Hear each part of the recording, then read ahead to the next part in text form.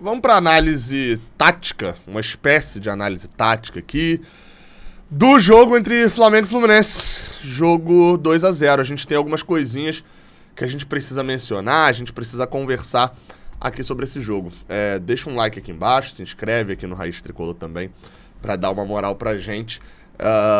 Que estamos chegando a 190, estamos quase chegando a 191 mil inscritos. Então, se você puder dar essa moral, faltam menos de 80. Você ajuda aí, me ajuda aí para poder se inscrever. Vamos lá, análise tática eu fazia muito no ano passado, falei que ia esperar um pouco mais fazer desse ano. E tem 3 pontos aqui que eu pensei pra gente comentar sobre esse jogo. Para começar, a gente vai dos ataques do Fluminense. Como o Fluminense queria atacar neste jogo. Ou pelo menos me pareceu atacar. Vocês vão ver, eu não selecionei os momentos aqui específicos igual a gente normalmente tende a selecionar, mas uma coisa me pareceu óbvia. O Fluminense queria marcar muito alto nessa partida. O objetivo era fazer uma marcação bem alta, pelo menos até a parada técnica conseguiu fazer. Ó, vocês vão ver, ó, tem o Ganso, tem o Martinelli, o Keno e o Cano, ou seja, o Fluminense, e ainda tem o John Arias mais aberto, o Fluminense fazia a marcação com o Ganso se adiantando para poder pegar junto com o Germancano a saída de bola deles, e uma linha de 3 com o Martinelli adiantado. Então adiantava o Ganso, adiantava o Martinelli. E por várias vezes, essa marcação alta deu certo, ó. O Flamengo rifando bola, ó. Rifava bola no pé do David Braz. E aí o Fluminense ia para um ataque. Lance seguinte, Flamengo com a bola. Ó, a virada pro Varela, tentava vir, aí foi o lance em que realmente no ângulo da câmera parece que ele deu um lençol e o Keno escorregou, ele puxou a bola pra ele mesmo.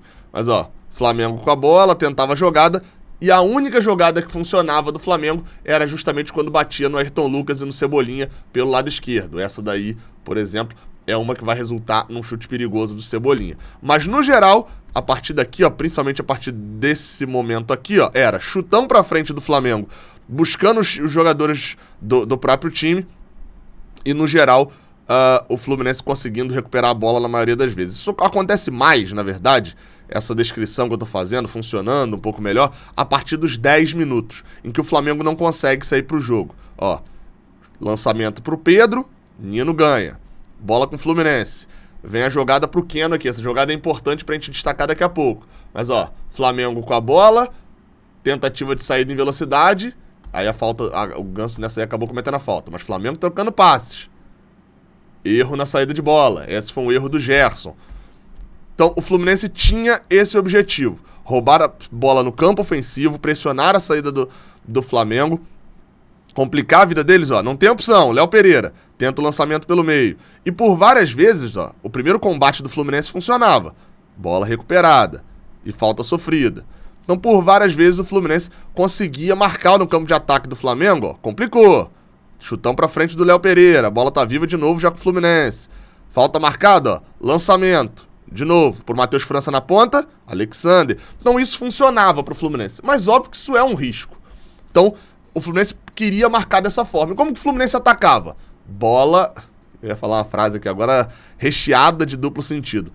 Ou roubando essa bola no campo de ataque, como nesse lance do John Arias, em que ele perde o gol cara a cara, ou também com lances como esse do Keno, que foi outro que não estava, que estava em condição legal. Ó, lançamento do David Braz abrindo na ponta, você vai ver o John Arias lá em cima, o Keno aqui embaixo, o time bem espaçado, complicando a marcação do Flamengo, o Keno mata no peito, o Alexander puxa o Fabrício Bruno, e olha onde o Martinelli vai entrar aqui, ó, justamente no espaço aberto pelo Alexander que puxou o Fabrício Bruno. Só que o Martinelli passa e o passe acaba saindo pro Germancano nas costas do Davi Luiz. Foi algo também muito utilizado pelo Fluminense. Nesse lance o Martinelli pra mim era pra ter chutado, ele não chuta, o John Arias também domina, acaba demorando demais pra chutar. Aconteceram outros lances nesse mesmo período, numa enfiada de bola, por exemplo, do Ganso, ó, esse passe do Ganso pro Germancano, correndo nas costas do Davi Luiz, só que ele acabou saindo, o Cano acabou saindo um pouquinho adiantado e chutando essa bola pra fora, mas estava impedido.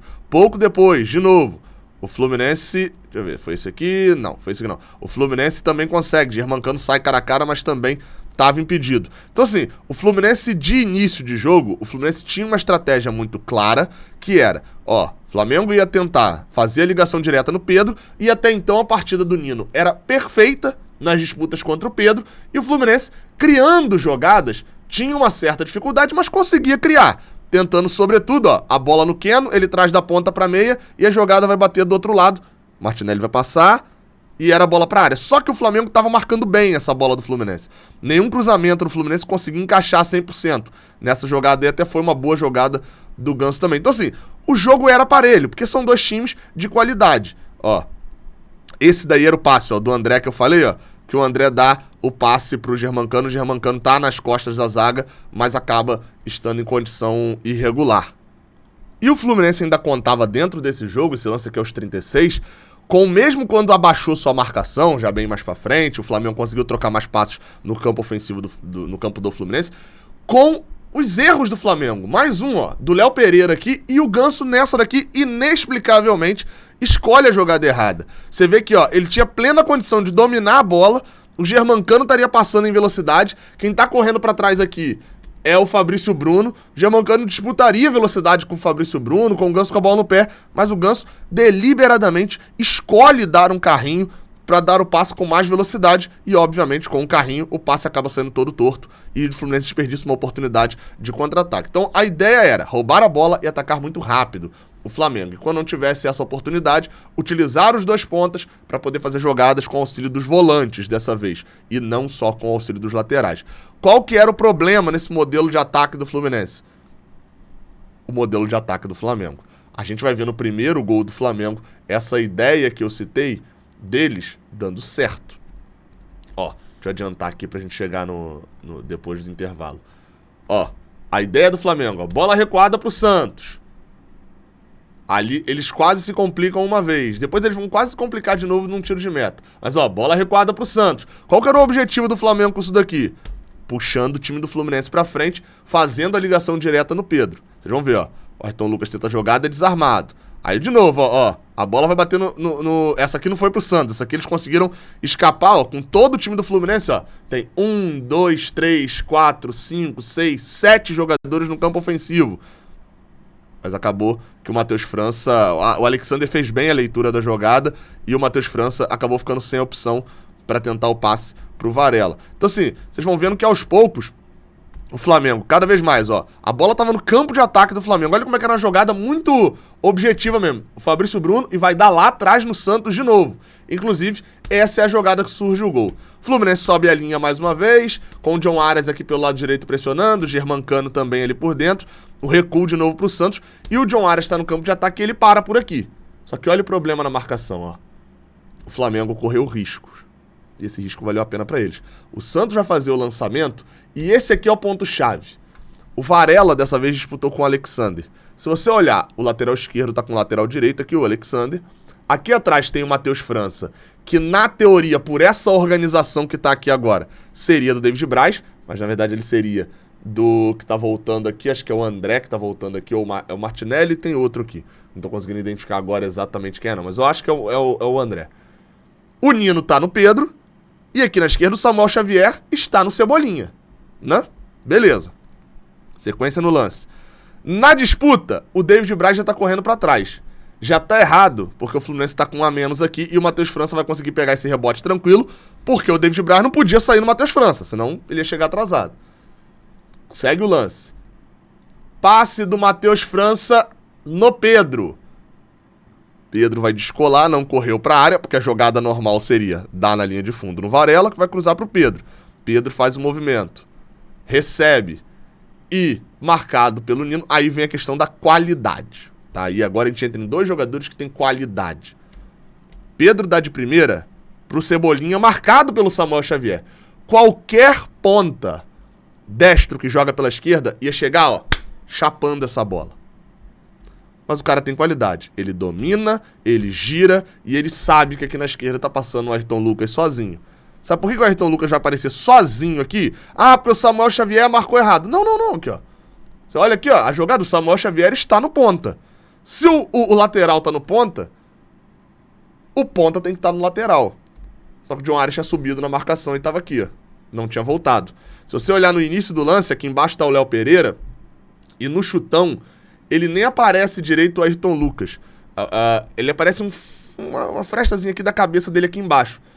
basicamente, o Flamengo, nesse caso aqui, ousou e ganhou na ousadia. Algo que a gente costuma fazer muito. O Ayrton Lucas estava no campo de ataque, o John Arias tinha ficado no campo de ataque dele. Se desse errado a jogada do Flamengo, o Fluminense levaria vantagem, como tinha causado perigo 2, 3 vezes no início do segundo tempo, mas levou o Flamengo, deu certo a jogada. E o Ayrton Lucas apareceu sozinho, sem a marcação do John Arias nessa ponta aqui.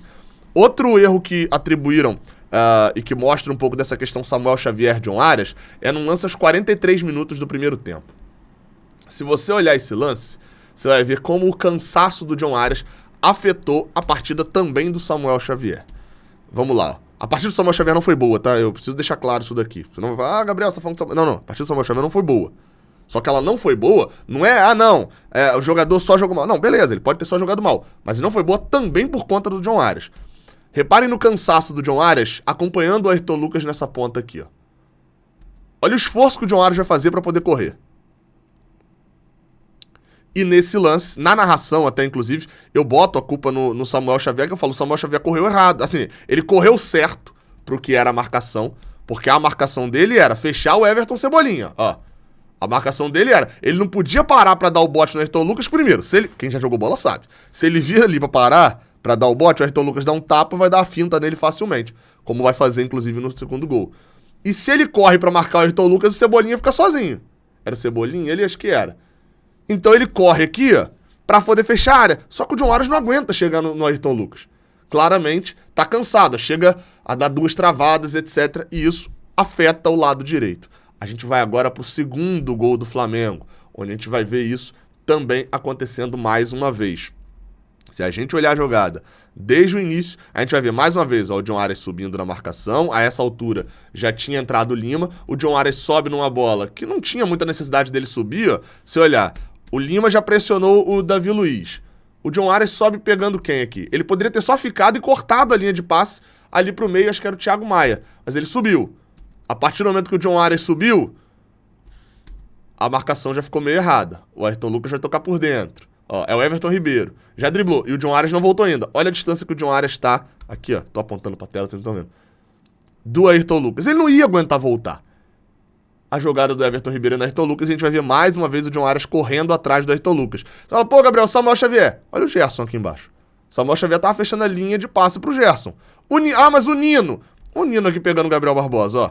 E aí acontece com o Nino o que eu falei que ia acontecer com o Samuel Xavier no outro lance. Se você tá parado, o cara tá vindo em velocidade, ele vai dar o tapa na frente, ele é mais rápido que você e ainda vai dar o tapa na frente. Ele vai passar por você tem que girar o corpo. E aí Ayrton Lucas passa, gira o corpo, cruza e sai o gol do Pedro. Também tem influência nesse momento aqui a mexida de colocar o André pra zaga. Gabriel, mais uma vez esse assunto. Você tem raiva de colocar o André pra zaga? Não. Acho uma das genialidades do Fernando Diniz ter inventado esse André como zagueiro e isso já deu muito mais certo do que errado. Mas nesse jogo acabou dando errado. Na coletiva, o Eduardo Barros diz que o Fluminense sofre o gol e um dos motivos é que faltou um jogador na entrada da área. Ele tinha acabado de tirar um volante para botar um segundo volante, um meia, que era o Lima. Se você for olhar, o André tá correndo na cobertura do Nino. Na teoria, o Alexandre tá pegando o Gabriel Barbosa, porque o André desceu, o Nino desceu. Todo mundo foi descendo, a marcação foi descendo toda. Não tinha mais um volante chegando no Pedro, quem tava chegando no Pedro era o Gabriel Pirani. Teve a diferença também, teve a interferência dessa situação. Pra gente poder fechar, falei dos gols do Flamengo, os recursos pro chutão, a importância da qualidade deles, a jogada treinada, John Arias. Sim, tem mais um lance do John Arias, que no final das contas, assim, a Gabriel está criticando o John Arias. Não, meu amigo, assim, a gente tá falando do jogo, falando da atuação de hoje. Teve uma galera que comemorou que o Samuel Xavier foi expulso porque ele jogou mal nesse jogo. Pô, então dispensa o John Arias, então, rescinde o contrato dele, ele jogou mal também, pô. Não tem lógica isso, assim, isso são as coisas sem lógica.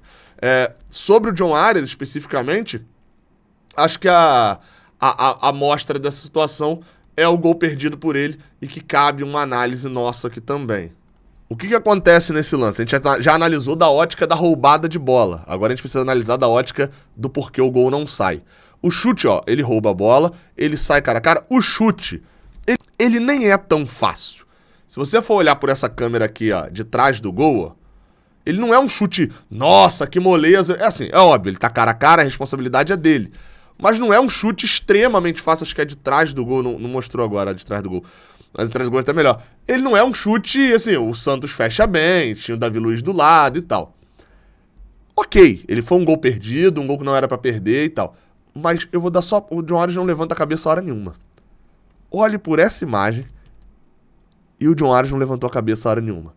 Tinha o passe pro Ganso. O Ganso provavelmente dominaria e tocaria no cano, porque o Fabrício Bruno ia em cima dele. A melhor jogada era o passe. Mas se você olhar, desde que o John Arias rouba a bola, ele não levanta a cabeça hora nenhuma. Ele vai, olha pro gol e bate pro gol. O Ganso chega a esboçar... O Cano chega a esboçar a reclamação, o Ganso chega a reclamar, ó. O Ganso chega a falar, tipo, toca. E o Cano, tipo, né, era pra ter tocado. E o John Arias sabe que errou, porque essa jogada não era de bater no gol. Ah, se ele fizesse o gol, teria feito gol, meus parabéns, mas a jogada ainda era no passe. É o tipo de erro normal que isso acontece. É óbvio que num jogo em que ele volta cansado, o John Arias viajou 24 horas, teve um treino com o time e obviamente sentiu o cansaço do jogo. Óbvio que isso vai ser cobrado um pouco mais por conta desse cansaço, até vai ser apaziguado um pouco mais por conta desse cansaço. Acho que expliquei algumas coisas, tá? Tô voltando aos poucos, né? A gente ainda não tem muitos padrões. Nesse daqui eu busquei padrões dos dois times para também, porque interessa como a gente não conseguiu defender por várias vezes, né? E como o problema, na maioria das vezes, quando a gente fala bem assim, num problema e que é tal jogador. Às vezes esse problema que tá estourando nesse jogador, e que vou repetir, partida ruim de Samuel Xavier, inclusive foi expulso por imprudência, culpa dele. Normalmente tá estourando um problema que começou lá atrás. E o de hoje, pra mim, o problema que estoura, óbvio, além da qualidade do Ayrton Lucas, além da qualidade do Everton Cebolinha, e da partida ruim do Samuel Xavier, vai estourar, num dia ruim do Samuel Xavier, um problema de marcação que também começa no John Arias. Viu outra coisa que eu não vi? Coloca aqui embaixo na caixa de comentários. Tamo junto, até a próxima. Hoje à noite eu vou pra Lima, inclusive, então não perde por esperar novos vídeos aqui no canal. Valeu!